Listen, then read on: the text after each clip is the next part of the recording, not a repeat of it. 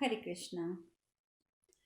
अनायास ही महान पराक्रम करने वाले कुंती पुत्र अर्जुन के निकट आकर भगवान शंकर ने अद्भुत दिखने वाले मूक नामक अद्भुत दानव को देखा, जो सुअर का रूप धारण करके अत्यंत तेजस्वी अर्जुन को मार डालने का उपाय सोच रहा था। उस समय अर्जुन ने गांडीव धनुष और विषैले सर्पों के समान भयंकर बाण हाथ में लेकर धनुष पर प्रत्यंचा चढ़ाकर उसकी टंकार से दिशाओं को प्रतिध्वनित करके कहा, अरे तू यहाँ आए हुए मुझ निरपराध को मारने की घात में लगा है, इसीलिए आज मैं पहले ही तुझे यमलोक भेज दूंगा। सुदृढ़ धनुष वाले अर्जुन को प्रहार के लिए उद्यत देख किरात रूपधारी भगवान शंकर ने उसे सहसा रोका और कहा, इंद्रकील पर्वत के समान कांति वाले इस सुअर को पहले से मैंने अपना लक्ष्य बना रखा है, अतः तुम ना मारो। परंतु अर्जुन ने किरात के वचन की अवहेलना करके उस पर प्रहार कर दिया। साथ ही महातेजस्वी किरात ने भी उसी एकमात्र लक्ष्य पर बिजली और अग्निशिखा के समान तेजस्वी बाण छोड़ा। उन दोनों के छोड़े हुए दोनों बाणों एक ही के साथ मूक दानव के पर्वत सदृश विशाल शरीर में लगे। जैसे पर्वत पर बिजली की गड़गड़ाहट और वज्रपात का भयंकर शब्द होता है, उसी प्रकार उन दोनों बाणों के आघात का शब्द हुआ। इस प्रकार प्रज्वलित मुख वाले सर्पों के समान अनेक बाणों से घायल होकर वह दानव फिर अपने भयानक राक्षस रूप को प्रकट करते हुए मर गया। उसी समय शत्रुनाशक अर्जुन ने सुवर्ण के समान कांतिमान एक तेजस्वी पुरुष को देखा, जो स्त्रियों के साथ आकर अपने को किरात वेश में छिपाए हुए थे। तब कुंती कुमार ने प्रसन्न चित्त होकर हंसते हुए कहा, आप कौन हैं जो इस सूने वन में स्त्रियों से घिरे हुए घूम रहे हैं? सुवर्ण के समान दीप्तिमान पुरुष, क्या आपको इस भयानक वन में भय नहीं लगता? ये सुअर तो मेरा लक्ष्य था, आपने क्यों उस पर बाण मारा? यह राक्षस पहले यहीं मेरे पास आया था और मैंने इसे काबू कर लिया था। आपने किसी कामना से इस शूकर को मारा हो या मेरा तिरस्कार करने के लिए, किसी दशा में भी मैं आपको जीवित नहीं छोड़ूंगा। ये मृग्या का धर्म नहीं है जो आज आपने मेरे साथ किया। आप पर्वत के निवासी हैं, तो भी उस अपराध के कारण मैं आपको जीवन से वंचित कर दूंगा। पांडुनंदन अर्जुन के इस प्रकार कहने पर किरात वेशधारी भगवान शंकर जोर जोर से हंस पड़े और सव्यसाची पांडव से मधुर वाणी में बोले, वीर तुम हमारे लिए वन के निकट आने का कारण भय ना करो। हम तो वनवासी हैं, अतः हमारे लिए इस भूमि पर विचरना सदा उचित ही है। किंतु तुमने यहाँ आकर दुष्कर निवास करके कैसे पसंद किया? तपोधन, हम तो अनेक प्रकार के जीव जंतुओं से भरे हुए इस वन में सदा ही रहते हैं। तुम्हारे अंगों की प्रभा प्रज्वलित अग्नि के समान जान पड़ती है। तुम सुकुमार हो और सुख भोगने के योग्य प्रतीत होते हो। इस निर्जन वन में अकेले क्यों विचर रहे हो? अर्जुन ने कहा, मैं गांडीव धनुष और अग्नि के समान तेजस्वी बाणों का आश्रय लेकर इस महान वन में द्वितीय कार्तिकेय की भांति निर्भय होकर निवास करता हूँ। यह प्राणी हिंसक पशु का रूप धारण करके मुझे ही मारने के लिए यहाँ आया था, अतः इस भयंकर राक्षस को मैंने मार गिराया। किरात रूपधारी शिव बोले, मैंने अपने धनुष द्वारा छोड़े हुए बाणों से पहले ही इसे घायल कर दिया था। मेरे ही बाणों की चोट खाकर यह सदा के लिए सो रहा है और यमलोक भी पहुंच गया है। मैंने ही पहले इसे अपने बाणों से निशाना बनाया, अतः तुमसे पहले इस पर मेरा अधिकार स्थापित हो चुका है। मेरे ही तीव्र प्रहार से इस दानव को अपने प्राणों से हाथ धोने पड़े हैं। मंदबुद्धि, तुम अपने बल के घमंड में आकर अपने दोष दूसरों पर नहीं मढ़ सकते। तुम्हें अपनी शक्ति पर बड़ा गर्व है, अतः तुम मेरे हाथ से जीवित नहीं बच सकते। धैर्य पूर्वक सामने खड़े रहो, मैं वृक्ष के समान भयानक बाण छोड़ूंगा। तुम भी अपनी पूरी शक्ति लगाकर मुझे जीतने का प्रयास करो, मेरे ऊपर अपने बाण छोड़ो। किरात की बात सुनकर उस समय अर्जुन को बड़ा क्रोध हुआ। उन्होंने बाण से उस पर प्रहार आरंभ किया। तब किरात ने प्रसन्न चित्त से अर्जुन के छोड़े हुए सभी बाण पकड़ लिए और कहा, अरे मूर्ख, और बाण मार और बाण मार, इस मर्म भेदी नाराजों का पर का प्रहार कर। उसके ऐसे कहने पर अर्जुन ने सहसा बाणों की झड़ी लगा दी। तदनंतर वे दोनों क्रोध में भरकर बारंबार सर्पाकार बाणों द्वारा एक दूसरे को घायल करने लगे। उस समय उन दोनों की बड़ी शोभा होने लगी। तत्पश्चात अर्जुन ने किरात पर बाणों की वर्षा आरंभ की, परंतु भगवान शंकर ने प्रसन्न चित्त से उन सब बाणों को ग्रहण कर लिया। पिनाकधारी शिव 2 ही घड़ी में सारे बाण वर्षा को अपने में लीन करके पर्वत की भांति अविचल भाव से खड़े रहे। उनके शरीर पर तनिक भी चोट या क्षति नहीं पहुंचती थी। अपनी की हुई सारी बाण वर्षा व्यर्थ देखकर धनंजय को बड़ा आश्चर्य हुआ। वे किरात को साधुवाद देने लगे और बोले, अहो, हिमालय के शिखर पर निवास करने वाले इस किरात के अंग तो बड़े सुकुमार हैं, तो भी ये गांडीव धनुष से छूटे हुए बाणों का प्रहार कर ग्रहण कर लेता है, तनिक भी व्याकुल नहीं होता। ये कौन है? साक्षात भगवान रुद्रदेव, यक्ष, देवता अथवा असुर तो नहीं है। इस श्रेष्ठ पर्वत पर देवताओं का आना जाना होता है। मैंने सहस्त्रों बार जिन बाण समूहों की वृष्टि की है, उसका वेग पिनाकधारी भगवान के शंकर के सिवा दूसरा कोई और नहीं सह सकता। यदि ये रुद्रदेव से भिन्न व्यक्ति है तो देवता हो या यक्ष, मैं इसे तीखे बाणों से मारकर अभी यमलोक भेजता हूँ। राजन, ये सोचकर प्रसन्नचित्त अर्जुन ने सहस्त्रों किरणों को फैलाने वाले भगवान भास्कर की भांति सैकड़ों मर्मभेदी राचों का प्रहार किया, परंतु त्रिशूलधारी भूत भावन भगवान भव ने हर्ष भरे हृदय से उन सब नाराजों को आत्मसात कर लिया, जैसे पर्वत पत्थरों की वर्षा को। उस समय एक क्षण में अर्जुन के सारे बाण समाप्त हो चले। उन बाणों का इस प्रकार विनाश होते देखकर उसके मन में बड़ा भय समा गया। विजयी अर्जुन ने उस समय भगवान अग्निदेव का चिंतन किया, जिन्होंने खांडा वन में प्रत्यक्ष दर्शन देकर उसे 2 अक्षय तुड़ीन प्रदान किए थे। वे मन ही मन सोचने लगे, मेरे सारे बाण नष्ट हो गए, अब मैं धनुष से क्या चलाऊंगा? ये तो कोई अद्भुत पुरुष है जो मेरे सारे बाणों को खाए जा रहा है। अच्छा, अब मैं शूल के अग्रभाग से घायल किए जाने वाली हथेली की भांति इसे धनुष की कोटि से मारकर दंड का धारी यमराज के लोक में पहुंचा देता हूँ। ऐसा कहकर महातेजस्वी अर्जुन ने किरात को अपने धनुष की कोटि से पकड़कर उसकी प्रत्यंचा से उसके शरीर को फंसाकर खींचा और वज्र के समान दुस्सह मुष्टि प्रहार से पीड़ित करना आरंभ कर दिया। शत्रु वीरों का संहार करने वाले कुंती कुमार अर्जुन ने जब धनुष की कोटि से प्रहार किया, तब उस पर्वतीय किरात ने अर्जुन ने उस दिव्य धनुष को भी अपने में लीन कर लिया। तदंतर धनुष से ग्रस्त हो जाने पर अर्जुन हाथ में तलवार लेकर खड़े हो गए और युद्ध का अंत कर देने की इच्छा से वेगपूर्वक उस पर आक्रमण किया।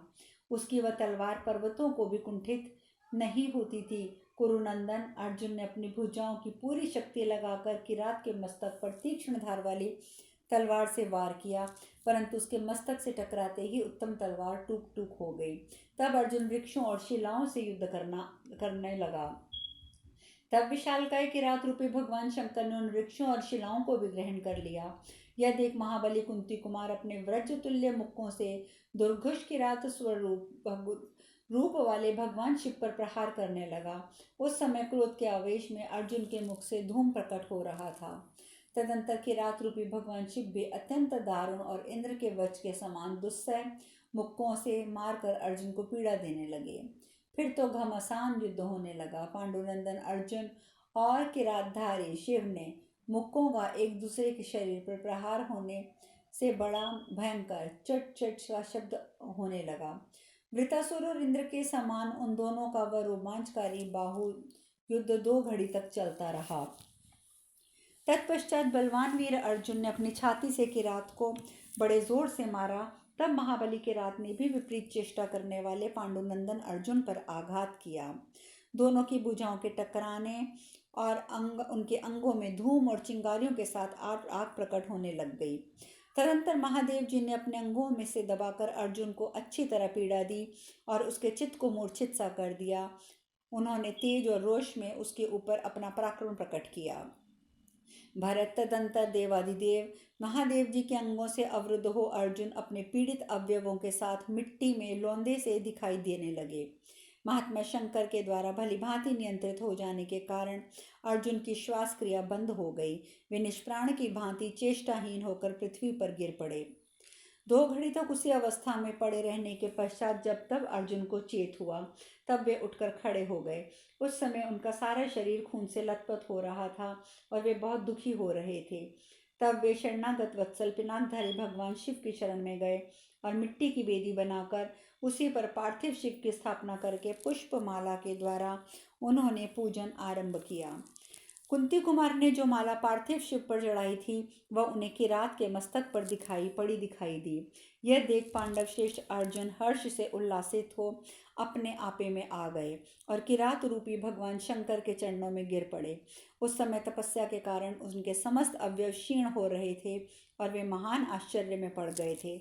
उन्हें इस अवस्था में देखकर सर्व पापहारी भगवान भव उन पर बहुत प्रसन्न हुए और मेघ के समान गंभीर वाणी में बोले। भगवान शिव ने कहा, फाल्गुन, मैं तुम्हारे इस अनुपम पराक्रम, शौर्य और धैर्य से बहुत संतुष्ट हूँ। तुम्हारे समान कोई दूसरा क्षत्रिय नहीं है। अनग, तुम्हारे तेज और पराक्रम आज मेरे सामने सिद्ध हुए हैं। महाबाहु भरत श्रेष्ठ, मैं तुम पर बहुत प्रसन्न हूँ। मेरी ओर देखो। विशाल लोचन, मैं तुम्हें दिव्य दृष्टि देता हूँ। तुम पहले के नर नामक ऋषि हो। तुम युद्ध में अपने शत्रुओं, वे चाहे संपूर्ण देवता ही क्यों न हो, विजय पाओगे। मैं तुम्हारे प्रेमवश तुम्हें अपना पाशुपतास्त्र दूंगा। उसकी गति को कोई नहीं रोक सकता। तुम क्षण भर में मेरे उस अस्त्र को धारण करने में समर्थ हो जाओगे। वैशंपायन जी कहते हैं, जन्मेजय, तदंतर अर्जुन ने शूलपाणी महातेजस्वी महादेव जी का देवी पार्वती सहित दर्शन किया।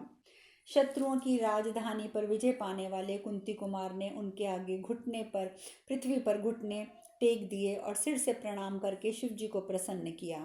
अर्जुन बोले, जटाजूटधारी सर्वेश्वर देवादेव महादेव, आप भग देवताओं के नेत्रों का विनाश करने वाले हैं।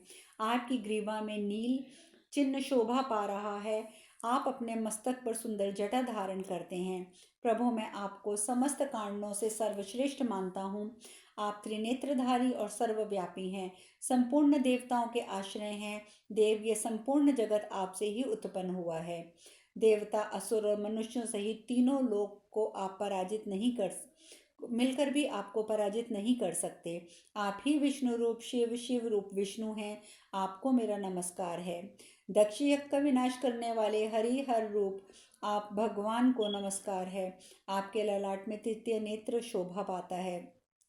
आप जगत का संहारक होने के कारण शर्व कहलाते हैं। भक्तों के अभीष्ट कामनाओं की वर्षा करने के कारण आपका नाम मीणवान यानी कि वर्षणशील है। आपके हाथ में त्रिशूल है। मैं आपको नमस्कार करता हूँ। पिनाक रक्षक, सूर्य स्वरूप, मंगलकारक, सृष्टिकर्ता, आप परमेश्वर को मैं नमस्कार करता हूँ। भगवान सर्वभूत महेश्वर, मैं आपको प्रसन्न करना चाहता हूँ। आप भूत गणों के स्वामी, संपूर्ण जगत का कल्याण करने वाले तथा जगत के कारणों के भी कारण है। प्रकृति और पुरुष दोनों से परे अत्यंत सूक्ष्म स्वरूप तथा भक्तों के पापों को आप हरने वाले हैं। कल्याणकारी भगवान, मेरा अपराध क्षमा कर दीजिए। मैं आप ही के दर्शन की इच्छा लेकर इस महान पर्वत पर आया हूँ। देवेश्वर, ये शैल शिखर तपस्वियों का उत्तम आश्रय तथा आपका प्रिय निवास स्थान है। प्रभु, संपूर्ण जगत आपके चरणों में वंदना करता है। मैं आपसे प्रार्थना करता हूँ कि आप मुझ पर प्रसन्न हों। महादेव, आप साहसवश मैंने जो कुछ आपके साथ युद्ध में किया, इसमें मेरा अपराध नहीं है। यह सब अनजाने में हो गया है। शंकर, मैं सब अब आपकी शरण में आया हूँ। आप मेरी इस धृष्टता को क्षमा करें। वैशंपायन जी कहते हैं, जन्मेजय, तब महातेजस्वी भगवान विश्वध्वज ने अर्जुन का सुंदर हाथ पकड़कर हंसते हुए कहा, मैंने तुम्हारा अपराध पहले से ही क्षमा कर दिया है। फिर दोनों भुजाओं में खींचकर हृदय से लगाया और प्रसन्नचित हो वृष के चिन्ह से अंकित ध्वजा धारण करने वाले भगवान रुद्र ने पुनः कुंती कुमार को सांत्वना देते हुए आगे कहा। इस प्रकार कैरात पर्व में महादेव जी की स्तुति से संबंध रखने वाला 39वां अध्याय पूर्ण हुआ। देवदेव महादेव बोले, अर्जुन, तुम पूर्व शरीर में नर नामक सुप्रसिद्ध ऋषि थे। नारायण तुम्हारे सखा हैं। तुमने बद्रिका आश्रम में अनेक सहस्त्रों वर्षों तक उग्र तपस्या की है। तुम में अथवा पुरुषोत्तम भगवान विष्णु में उत्कृष्ट तेज है। तुम दोनों पुरुष रत्नों ने अपने तेज से इस संपूर्ण जगत को धारण किया है। प्रभु, तुमने और श्री कृष्ण ने इंद्र के अभिषेक के समय मेघ के समान गंभीर घोष करने वाले महान धनुष को हाथ में लेकर बहुत से दानवों का वध किया था। पुरुष प्रवर पार्थ, तुम्हारे हाथ में रहने वाले यही गांडीव धनुष है, जिसे मैंने माया का आश्रय लेकर अपने में विलीन कर लिया था। कुरुनंदन, और ये रहे तुम्हारे दोनों अक्षय तूणी जो सर्वथा तुम्हारे ही योग्य हैं। कुंती कुमार, तुम्हारे शरीर में जो चोट पहुंची है वह सब दूर करके तुम अभी निरोगी हो जाओगे। पार्थ, तुम्हारा पराक्रम यथार्थ है, इसीलिए मैं तुम पर बहुत प्रसन्न हूँ। पुरुषोत्तम, तुम मुझसे मनोवांछित वर मांगो। मानद, मर्त्यलोक अथवा स्वर्गलोक में कोई भी पुरुष तुम्हारे समान नहीं है। क्षत्रिय जाति में तुम ही सबसे श्रेष्ठ हो। यह सब सुनकर अर्जुन बोले, भगवान वृषध्वज, यदि आप प्रसन्नतापूर्वक इच्छानुसार वर देते हैं तो प्रभु मैं उस भयंकर दिव्यास्त्र पाशुपत को प्राप्त करना चाहता हूँ, जिसका नाम ब्रह्मशिर है। आप भगवान रुद्र ही जिसके देवता हैं और भगवान पराक्रम करने वाले तथा दोनों प्रलय काल में संपूर्ण जगत का संहारक है। महादेव, कर्ण, भीष्म, कृप, द्रोणाचार्य आदि के साथ मेरा महान युद्ध होने वाला है। मैं उस युद्ध में आपकी कृपा से उन सब पर विजय पा सकूं, इसीलिए मैं दिव्यास्त्र चाहता हूँ। मुझे वह अस्त्र प्रदान कीजिए जिसके संग्राम में दानवों, राक्षसों, भूतों, पिशाचों, गंधर्वों और नागों को भस्म कर सकूं। फिर अस्त्र से अभिमंत्रित करते हुए सहस्त्र शूल, देखने में भयंकर गदाएं, विषय, सर्प आदि के बाण प्रकट हों। उस अस्त्र को पाकर मैं भीष्म, द्रोण, कृपाचार्य और सदा कटु भाषण करने वाले सूत पुत्र कर्ण के साथ भी युद्ध में लड़ सकूं। भगवत देवता की आंखें नष्ट करने वाले भगवान, आपके समक्ष ही मेरा सबसे पहला मनोरथ है, जो आप ही की कृपा प्रसाद से पूर्ण हो सकता है। आप ऐसा करें जिससे मैं सर्वथा शत्रुओं के परास्त करने में समर्थ हो सकूं। यह सब सुनकर महादेव जी बोले, पराक्रमशाली पांडु कुमार, मैं अपना परम प्रिय पाशुपतास्त्र तुम्हें प्रदान करता हूँ। तुम इसके धारण, प्रयोग और उपसंहार में समर्थ हो। इसे देवराज इंद्र, यम, यक्षराज कुबेर, वारुण तथा वायु देवता भी नहीं जानते, फिर साधारण मानव तो क्या जान सकता है। परंतु कुंती कुमार, तुम सहसा किसी पुरुष पर इसका प्रयोग ना करना। यदि किसी अल्प शक्ति योद्धा पर इसका प्रयोग किया गया तो यह संपूर्ण जगत का नाश कर डालेगा। चराचर प्राणियों सहित समस्त त्रिलोकी में ऐसा कोई पुरुष नहीं है जो इस अस्त्र के द्वारा मारा ना जा सके। शेष कथा कल। हरे कृष्णा। हरे कृष्णा। हरे कृष्णा।